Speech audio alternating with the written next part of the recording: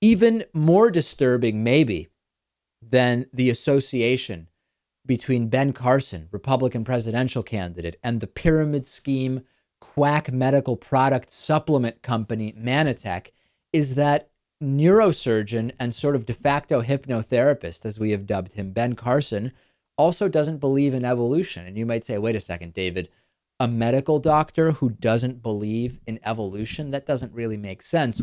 Oh, I know, it doesn't make any sense, but that is the reality. Ben Carson was in Tennessee over the weekend. He gave a bunch of heinous and abortive speeches. And in one, he said, quote, excuse me, they say, Carson, you know, how can you be a surgeon, a neurosurgeon, and believe that God created the earth and not believe in evolution, which is the basis of all knowledge and science? Well, you know, it's kind of funny, but I do believe God created us, and I did just fine. So I don't know where they get that stuff from, you know? It's not true. And in fact, the more you know about God and the deeper your relationship with God, I think the more intricate becomes your knowledge of the way things work, including the human body. Ben Carson is saying that the more you get wrapped up in non-science religious dogma, the better your understanding of the realities of the human body. A neurosurgeon who believes that you learn the most about the human body by having a relationship, an increasingly involved relationship with God. And this is not the first time that Ben Carson has spoken about his doubts on evolution.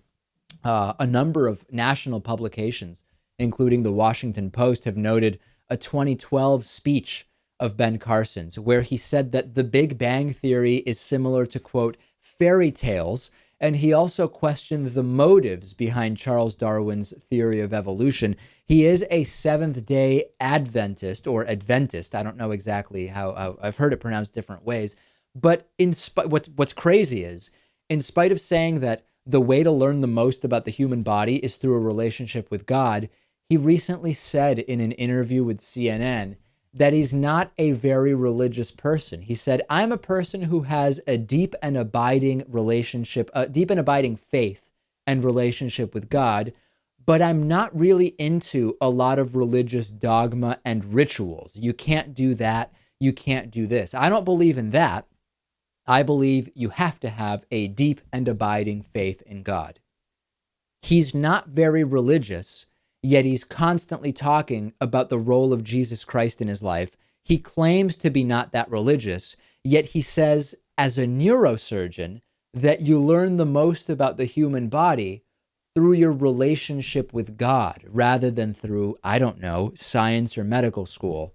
Being a doctor does not prevent you from being a radical religious extremist. And that is exactly what Ben Carson is, a religious extremist, unqualified to be mayor of a small town. And I'm not saying that to criticize or belittle being mayor of a small town. I'm saying there is no political position that Ben Carson appears to be qualified for. And the fact that he's a neurosurgeon doesn't change that at all.